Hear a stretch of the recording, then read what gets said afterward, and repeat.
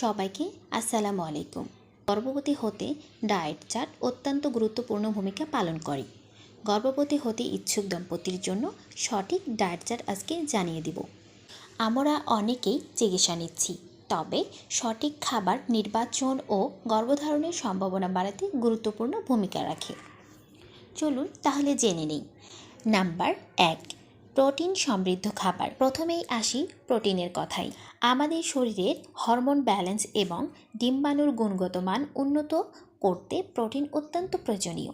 প্রতিদিন ডায়েটে রাখবেন মাছ, মুরগি, মাংস, ডিমের সাদা অংশ, ডাল, ছোলা, মটরশুঁটি ও দুধজাত খাবার। বিশেষ করে সামুদ্রিক মাছের মধ্যে ওমেগা 3 ফ্যাটি অ্যাসিড থাকে, যা ডিম্বাণু ও শুক্রাণু উভয়ের মান উন্নত করে। নাম্বার 2, শাকসবজি ও ফলমূল। ফলমূল ও শাকসবজিতে রয়েছে ফলিক অ্যাসিড, অ্যান্টিঅক্সিডেন্ট ও ভিটামিন, যা ডিম্বাণু ও শুক্রাণুর সুস্থতা বজায় রাখে। গর্ভধারণের আগে থেকে প্রতিদিন সবুজ শাক যেমন পালং শাক, মূলা শাক, লাল শাক খাবেন। ফলের মধ্যে রয়েছে কমলা, পেয়ারা, আপেল, কলা, পাকা পেঁপে আর বেরি জাতীয় ফল। ফলিক অ্যাসিড গর্ভের শিশুর নিউরাল টিউব ডিফেক্ট প্রতিরোধ করে, তাই প্রতিদিন শাকসবজি ও ফল খুবই জরুরি। নাম্বার 3, স্বাস্থ্যকর চর্বি।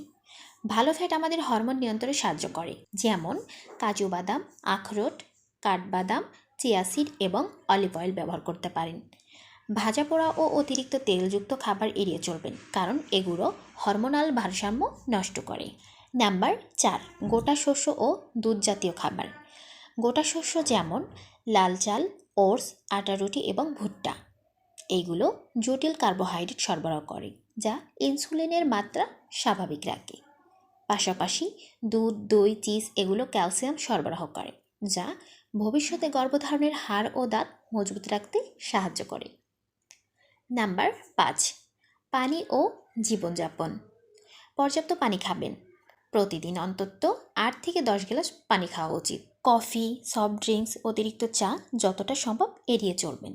নিয়মিত হালকা ব্যায়াম, পর্যাপ্ত ঘুম এবং মানসিক চাপ কমানো, এগুলো সমানভাবে গুরুত্বপূর্ণ। এগুলো অবশ্যই মেনে চলবেন। সঠিক খাবার, স্বাস্থ্যকর জীবনযাপন আর প্রয়োজনে চিকিৎসকের পরামর্শ, এই 3টি জিনিসই গর্ভধারণের পথে সবচেয়ে বড় সহায়। যদি প্রশ্ন থাকে কমেন্ট বক্সে জানাবেন। আল্লাহ হাফেজ।